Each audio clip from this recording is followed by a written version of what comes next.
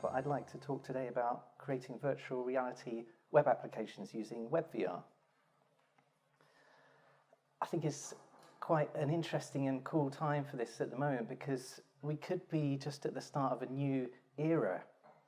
As our friend Mark Zuckerberg said, virtual reality is the next major computing platform after mobile. And of course, 2016, we've had a lot of these devices reach consumers now. So from the top, the HTC Vive, the Oculus Rift, our Gear VR in the middle, we've got Google Cardboard and Sony's virtual reality headset as well coming soon. Hopefully most of you have tried virtual reality now. Actually, could I just get a show of hands who's tried one of these devices out, at least one? Most of you, great, that's good. So you've seen this, but the really interesting thing is that it gives you this sense of presence of being inside this environment, this virtual environment that you can create. And it's quite a powerful feeling. As Josh Carpenter said, who was previously working on VR at Mozilla and now at Google, I've made a lot of desktop and mobile applications, but nothing he ever created was going to make someone laugh, cry, recoil, or scream, or have that kind of reaction that virtual reality can. Now we're creating these 2D planes effectively to now branching out into full 3D virtual worlds. And when you think about what that offers to us as web designers and web developers, it's really powerful. And we can use this new API, which is now a W3C community group spec. So it's on the way to standardization. It's been being worked on for a while. And what it gives us is, first of all, the ability to discover what headsets are attached to either our desktop computer or our mobile phone. Could be slotted in something like the Gear VR. And with that display, we can say, hey, launch full screen on that virtual reality display and launch our content in virtual reality. It also gives us the integration into the sensors on those virtual reality devices so we can tap into the orientation and the position in order to render the next frame of the scene appropriately for the user, depending on where they're looking. And it lets us handle rendering for the different kinds of hardware, the different kinds of lenses, and the different distortion that we need to apply to get it looking right on those devices. So essentially, it opens up this world of all these different devices. We don't have to just code natively for one. We can use WebVR and tap into them all. What we have to do, basically, is just render our scene twice, one for each eye. So we're making a stereoscopic scene. And using the values that WebVR can supply to us, we can apply the right distortion to those images, which means that when you put on those lenses, that blows it up in the right way to fill your vision. These are the browsers that are known to be working on virtual reality and either have a virtual reality browser out there already or have announced that they're working on it and bringing it soon. Chrome and Firefox have been working on this for quite a while. We've got our browser there on the right-hand side. That's the Samsung Internet logo. And also just earlier this month, Microsoft Edge announced that they were working on this as well. It's not yet available by default in the stable versions of the browsers, but it's a simple process to get one of these downloaded and set up. So with Chrome on the desktop, there's a special build that you can grab. If you go to webvr.info, there's the link there. And then you just download that and you switch on the flag in Chrome flags, and then you have WebVR enabled. In Firefox, it's similar, but you can use the nightly build, and then there's a WebVR enabler add-on that you can install, and that will set up WebVR for you. On Samsung Internet, on Android, you can slot that in your Gear VR headset, and by default, whatever page you're looking at on your phone will then launch in this window in virtual reality, and you can then, I'll show it in a minute, you can then expand that up to fill your whole view. You do just need to, one time, go to internet://WebVR enable to enable it. And as mentioned, Microsoft Edge, it's in development. This, hopefully you can see at the back, I will read through it.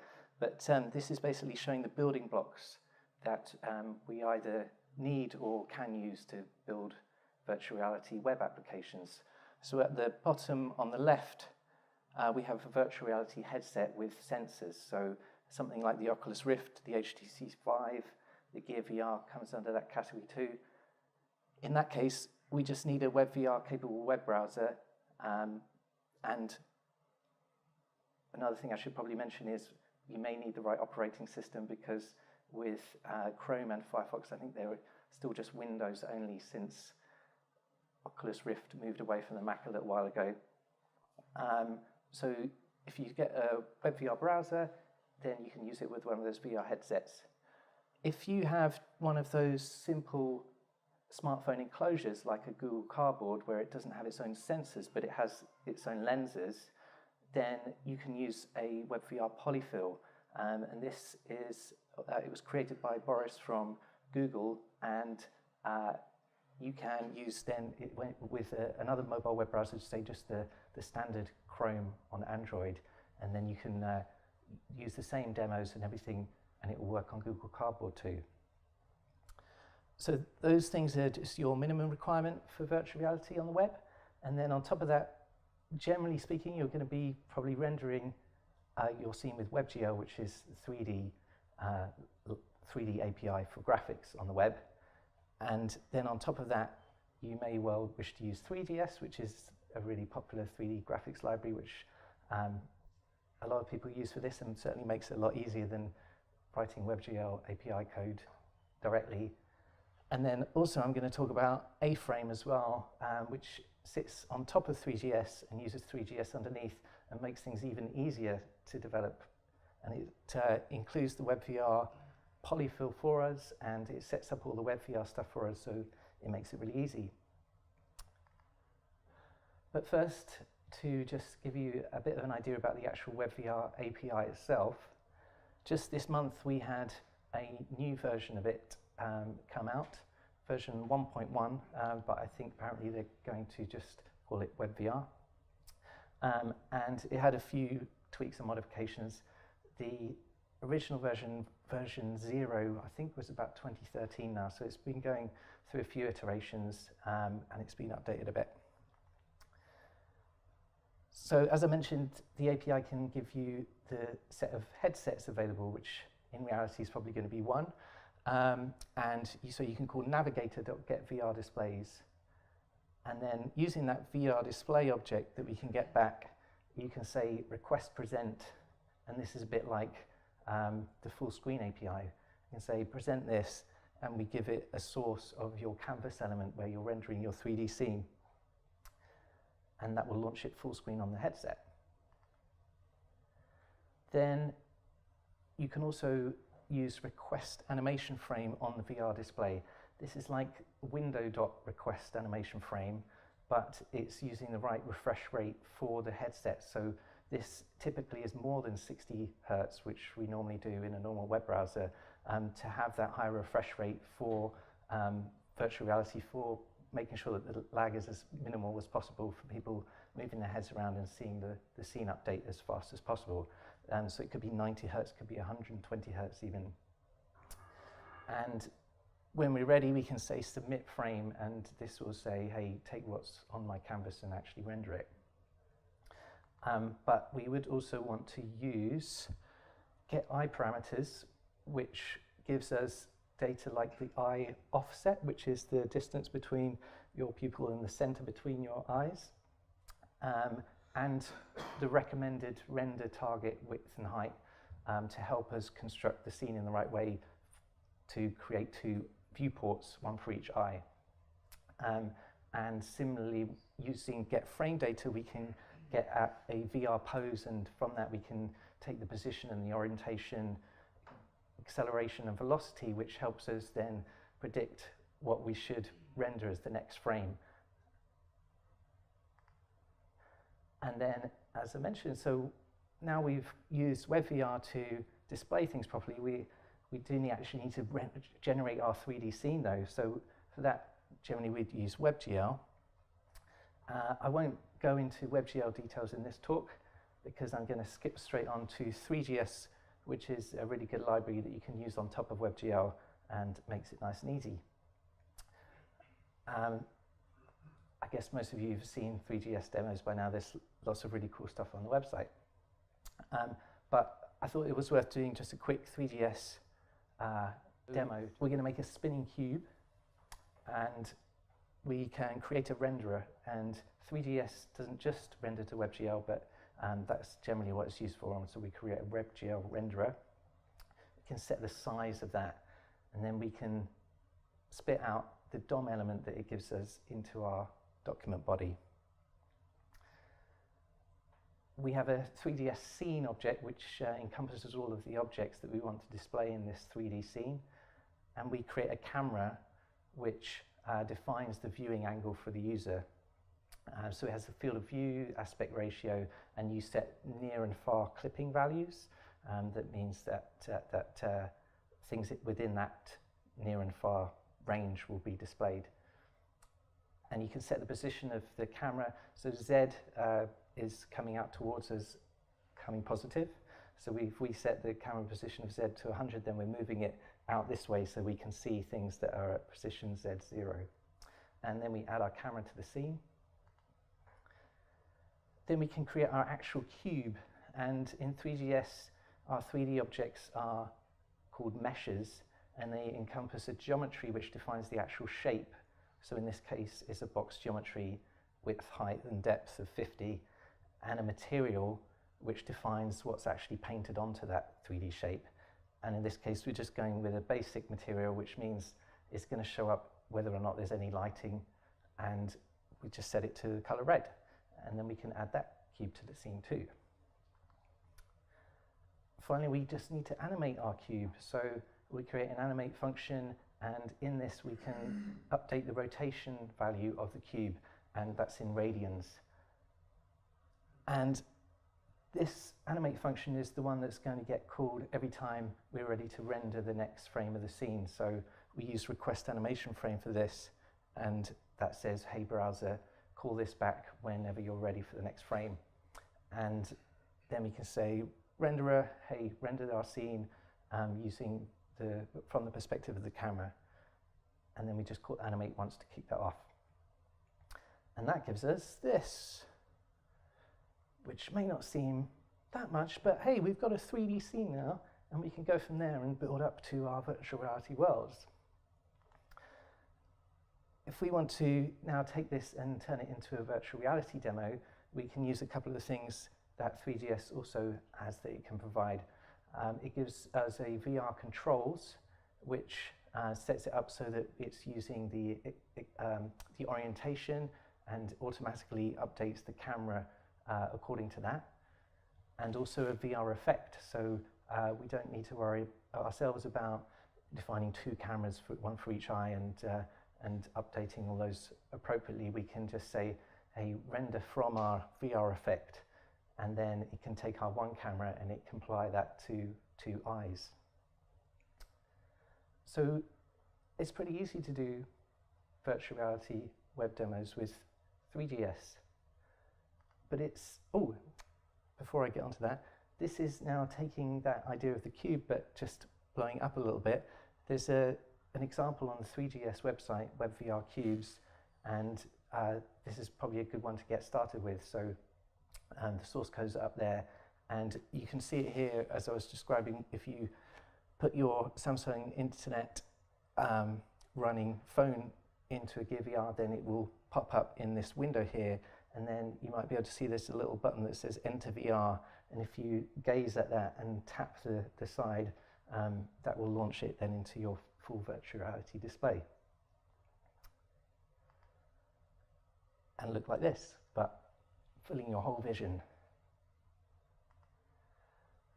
But it's even easier than using Three.js to use a new library, or well, say new, I think it was first released last year, a library from Mozilla called A-Frame. And A-Frame, as I briefly mentioned before, it includes the WebVR polyfill for us. It handles all of the virtual reality setup for us, so we really can just concentrate on our 3D scenes. And all we have to do to start using it is import the A-Frame JavaScript, probably in the head of the page. And then in our body, we can define a scene like this. So it's using the custom element API. And so these are basically just HTML elements. We have a scene which, as you can imagine, maps to a Three.js scene underneath. And that sets up various things for us, and it contains the rest of our objects. And then inside that, we can include things like our sphere and our box and our cylinder, the things that make up this scene here. So we have a plane for the floor, and on each of these elements, we can define attributes that set its properties for things like the position, the radius, the color, the rotation. Finally, we just add a sky, which determines the background for the whole of the 3D scene. And that gives us this. And without anything else, without us having to do anything else, this is a 3D scene that we can look around. And here we're just using the trackpad, but if you had a virtual reality headset on, you could just move your head around.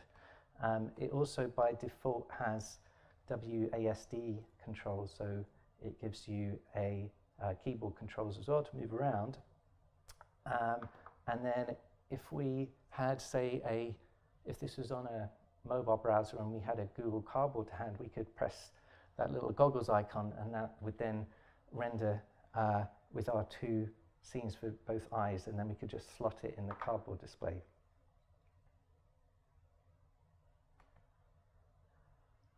But to make a slightly more interesting demo with A-Frame, I wanted to make a Flickr carousel to view llamas on a mountaintop, because every day is made a better day if you view a few pictures of llamas. So we're going to use a couple of different components. So I mentioned that you can set properties of elements by just defining an attribute on those elements. Those attributes come through from components. So A-Frame has this system of entities and components, components being the actual attributes on those elements. So if we include this one called layout component, which isn't in A-Frame by default, but it is a component from one of the core contributors, and it's just on GitHub, you can find it there, then we can actually then, on any entity, we can define this layout attribute. And that means anything that we put inside this entity will be laid out in however which way we define for us. So in this case, for making our carousel, our circle carousel, we can say, make it a circle of radius 3. And then anything we chuck inside it will just be laid out in this circle for us. And now we actually want to generate our images and put those inside that container element. So we can create dynamically a set of A images, which are images in A-Frame world. And these we can apply our source attribute from the Flickr API, the URLs that it gives us back. And on this image, we can set the width and the height. There's one other component that we want to use as well, though. There's a look at component, again, from the same guy, Kevin, who created the layout component. And this is the easiest way to say, I want these images to face me at 0, 0, 0 in 3D space. So we can just define the look at attribute on that, and they will all be rotated around as OK. And then we can just append our image element into our container. And just from this, you can see that you can interact with A-Frame just through normal DOM elements and through normal DOM manipulation, which is pretty neat. And it also means that A-Frame plays nicely with other UI frameworks and libraries like React, for example.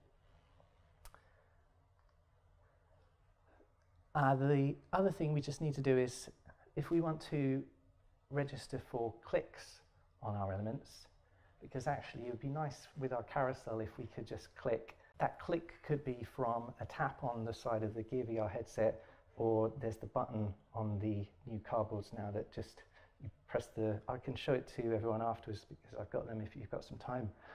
You can press a little button on the Google Cardboard and it just presses something on the screen to simulate a click.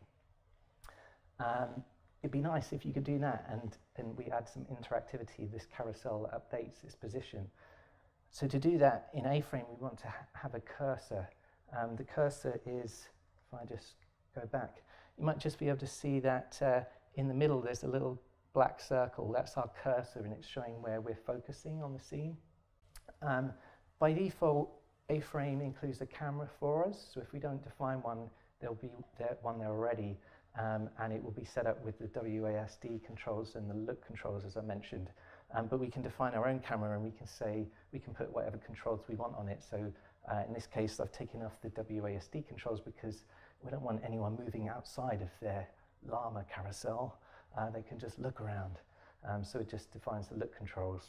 If we just had a pre-canned animation, this would be very easy in A-frame, because any element that you want to animate, you can define an A animation, just place it inside that element, and you can even say, for example, begin on click, and then that would mean that as soon as you click on that element, this animation will happen, it will be triggered.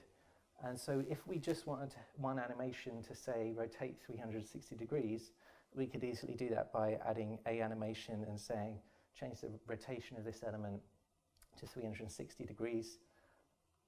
One thing just to mention there, so whereas underneath Three.js uses radians for angles, A-frame uses degrees, which maybe is slightly friendlier, and it translates them into radians for us underneath.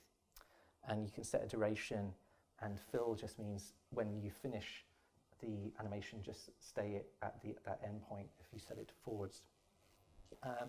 But in our case, we can't just do a pre-cam one because we want to increment the rotation each time that you click.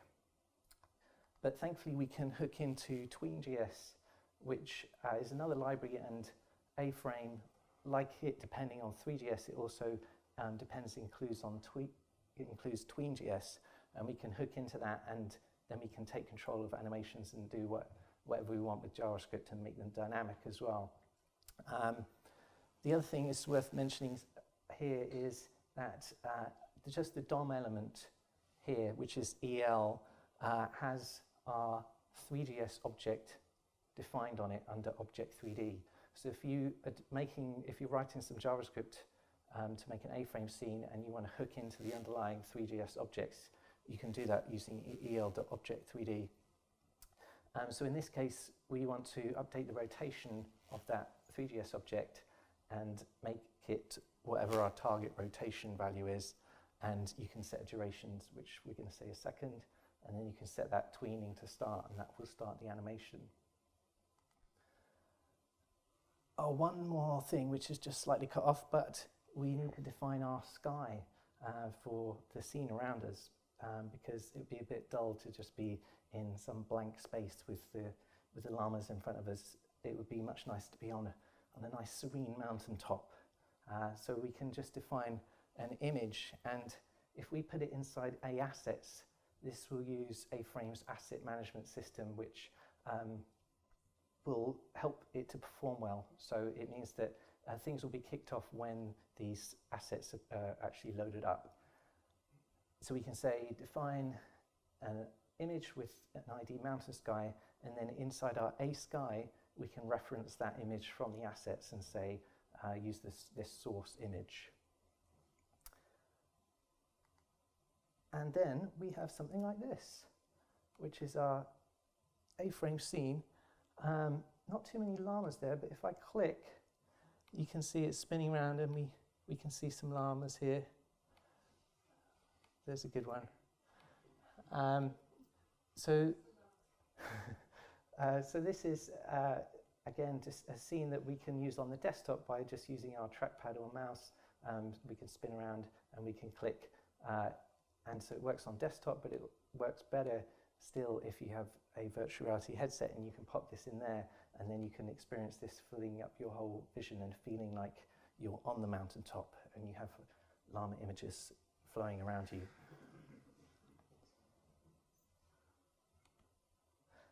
Another demo that I wanted to show, this one was created by my colleague Ada, and I just need to click inside it, I think, to use it.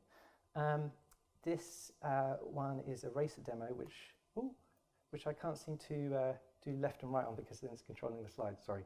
But normally you could spin it around left and right, and in fact when you have the headset on, it uses the orientation, so you can just tilt your head and it turns one way or the other, and you can tap the button or press the button to accelerate forwards. And this was built using A-Frame, and incredibly for what it is, it didn't take that much code or that much time for Ada to do, but it's a really cool scene. So we've got both of those demos and some more on our GitHub. If anyone wants to see all the source code for them, these slides I'll put up online as well for you all afterwards. Where next? You've been able to build some cool virtual reality experiences already. Well, some of the things that I'm hoping to try next are using the touchpad of the Gear VR, so we should be able to hook into swipes as well, so it would be nice to be able to swipe forwards and backwards and things to control things. If you've got an HTC Vive, you can use A-Frame with that, and you can use the controllers that come with the HTC Vive. And A-Frame have just released a really cool demo. It's like a version of Tilt Brush, which you might have seen, and that uses A-Frame, so that's be really neat to try and do some things with that. I haven't gone into adding in things like physics and gaming engines, which of course you could get into to build up some really nice experiences.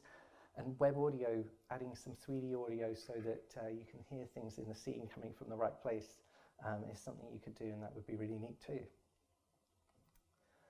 So what worlds will you create? I hope that if you get any ideas and you create something cool, please share them with us. Thank you.